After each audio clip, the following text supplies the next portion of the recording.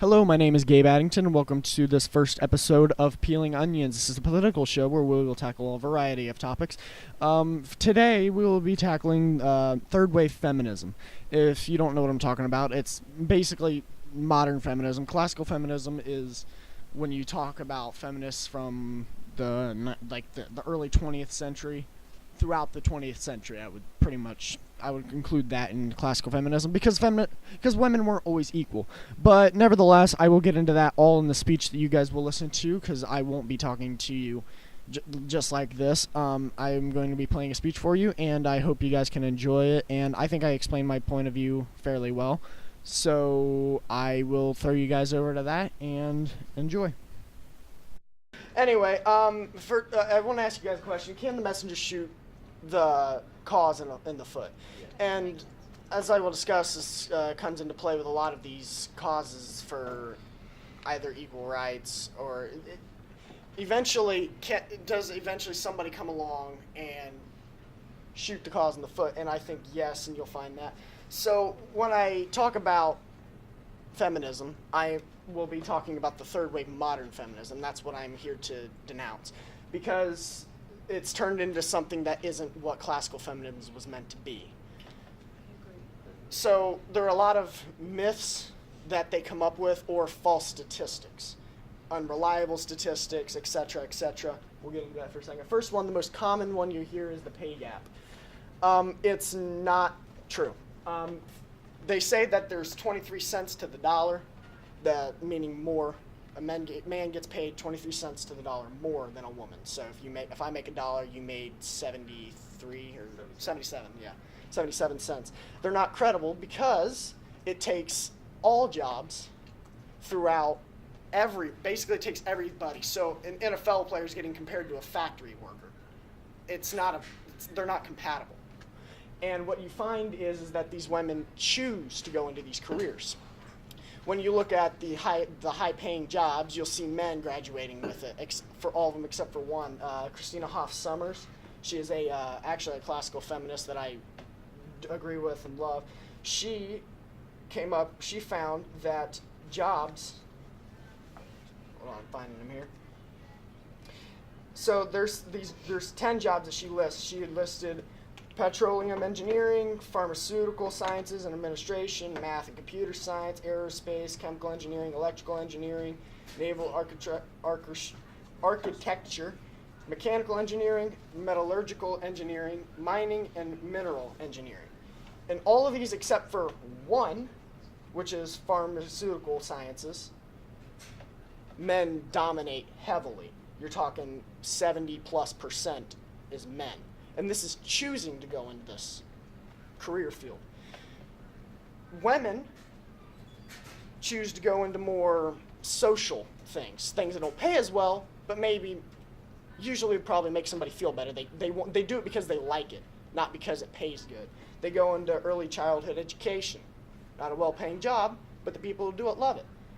Theology and religious vocations.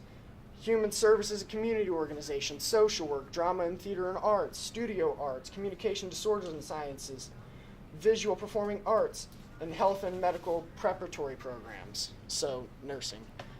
All of these, except for nursing, not extremely high-paying jobs, all dominated by women. Women are choosing to take a pay cut to do a job that they love. It also doesn't take into account life choices, meaning when it comes to have a family, comes to settle down, usually women choose to stay in the home. Usually the men are still out there working. When it comes to have children, usually the woman does better in the home. The next is the rape culture. Now, it's a tough one to talk about because obviously I'm not trying to discredit anybody who's been through rape. That's obviously not my goal here. But what they try to convince you is that there's a 1 in 5 statistic, meaning 1 in 5 women is going to be raped. It's false. It's completely fabricated. They needed a number. They came up with a number.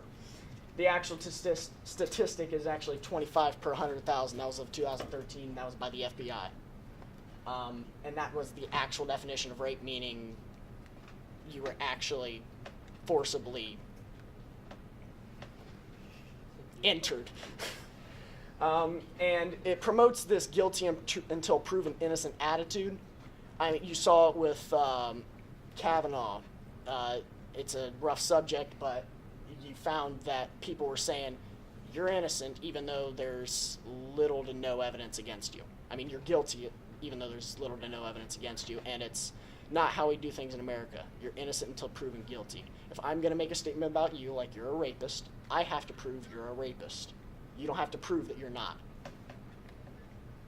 Along with that comes the Me Too movement, and this one, it was great when it first started, because when it first started was when we didn't have rape kits. Rape kits are essentially, if you've ever heard don't take a shower if you were raped, it's so they can basically get the DNA and know who did it. And it was great originally because when we didn't have these, well, we had to go by word. It was he said, she said. And in a lot of cases, you would see women getting shamed because they couldn't prove that somebody raped them. That's wrong, and that's where the Me Too movement comes in great. But what it does now is it promotes people to not press charges.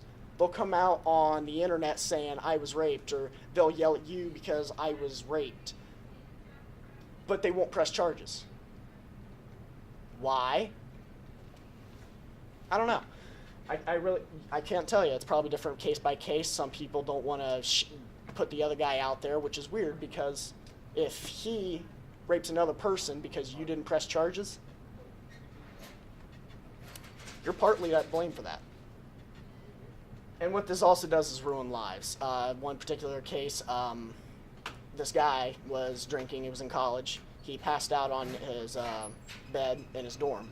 One of his girl space friends snuck into his room and did things, to put it lightly, and then started texting her friend saying, oh my God, I did this huge mistake. He was asleep. He had no idea. I'm going to get in so much trouble. About 2 weeks later, she pressed sexual assault charges on him, saying that he sexually assaulted her, raped her, and he got expelled and fined. When her friend came out and said that wasn't the case, she texted me, I know exactly what happened. They declined to even open up the case again, refund him any of the money. He was screwed over, and now he's a registered felon. He's a registered sex offender. So, yeah, it ruins lives when this happens.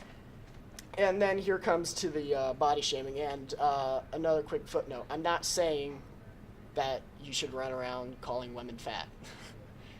It's not nice. It's rude. If you are, you're a dick. But what they try to do is they try to throw this one woman in particular, her name's Ashley Graham, they try to throw their bodies in front of you and demand that you find them attractive. I don't have to find you attractive. And it shames men, it traps men who say, no, you're not. If you're going to tell me that I'm supposed to judge you based on whether you're attractive or not, like we do with models, then it's not true. If you're an unattractive model, you're not good at your job. Your job is to look good. If you don't look good, you're bad at it.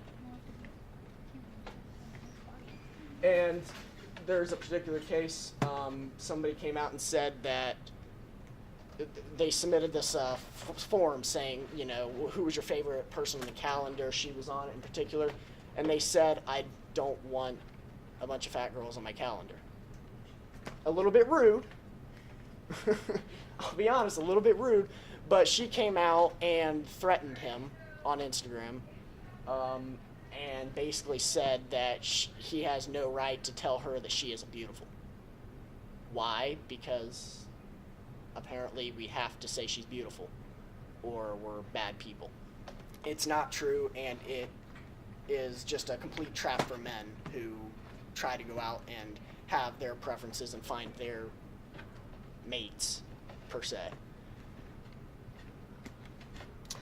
Finally is grants and scholarships.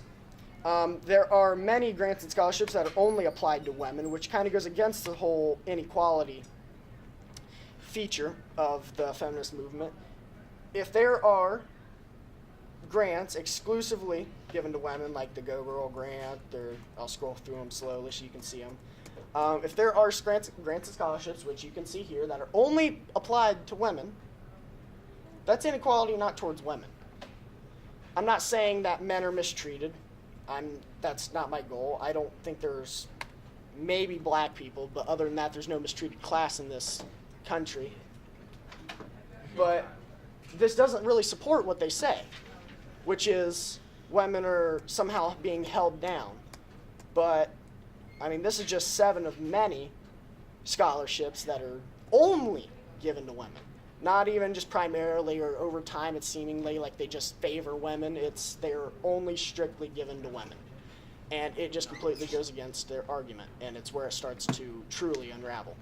So if you don't take anything from this, if you're going to consider yourself a feminist, I would definitely keep up with what they're saying, because I guarantee it's not what you think it is.